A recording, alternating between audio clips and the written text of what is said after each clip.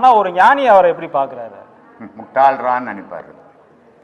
ஏன்னா என்னத்த நீ இழந்த, என்ன எத்தனை வந்து வச்சுருந்த, என்ன எத்தனை வந்து வரும்போது கோமனம் இருந்தது அவனுக்கு, அண்ணாக்கவர் இருந்தது அவனுக்கு, எது இருந்தது? நீ எதை எடுத்துன்னு வந்தீங்க வரும்போது?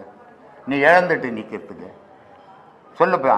ஆமாம், ஒன்றும் இல்லை. அப்போ ஞானி பாப்பாரு, முட்டாள் தனமா பொலிமின்னுக்கிறியாடா, ஒன்றுமே நீ கொண்டாடல, ஜீரோவை தானேடா வந்த, ஜீரோவை தானே போகிற அப்படின்னு ஞானி நினைப்பாரு. அஞ்ஞானி என்ன நினைச்சுப்பா, இனிமேல் இவர் வரும்போதே மொத்தம் எத்தனை வந்த மாதிரி பில்டிங் வச்சுருந்தா தெரியுமாங்க, ஒரு எத்தனை கார் வச்சுருந்தா தெரியுமாங்கன்னுவான். அப்போ அஞ்ஞானிக்கும் மெஞ்ஞானிக்கும் உள்ள வித்தியாசம்.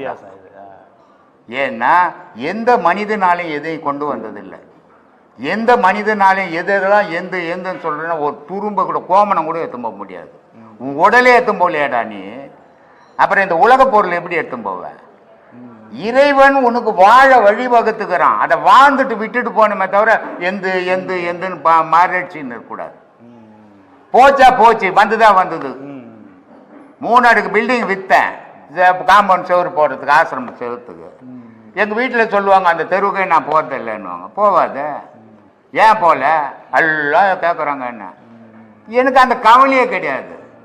ஏன்னா நம்ம வரும்போது எதுவும் எத்தனை வரல, ஏதோ நம்ம முயற்சியில் கட்டணும், சரி சரியான நேரம் அமையல, வித்தோம் போயிடுச்சு, தனியாக தானே போக போகிறோம், அவ்வளோதான். இதுதான் ஞானம். அஞ்ஞானியாக இருந்தா பில்டிங் பாருங்க எப்படி கட்டணும் தெரியுமாங்க, அங்கேயே உட்காந்து எழுதுனுப்பான், என்ன பிரயோஜனம்? இது அஞ்ஞானத்துக்கும் மெஞ்ஞானத்துக்கும் உள்ள வித்தியாசம். யூடியூப்ல போன் நம்பரா போன் போட்டு வர கேட்குறேன், பில்டிங் எல்லாம் போச்சுங்க அப்படின்னு. அதனால எதையுமே மனிதன் கொண்டு வந்தது கிடையாது. இறைவன் வாழ நமக்கு வழிவகுத்து கொடுத்துக்கிறான், வாழ்ந்துட்டு போகணும், உரிமை கொண்டாட முடியாது. நீ பெத்த புள்ளிய உன்னால உரிமை கொண்டாட முடியுதா சொல்லு? நீ கட்டின புருஷனை உரிமை கொண்டாட முடியுதா?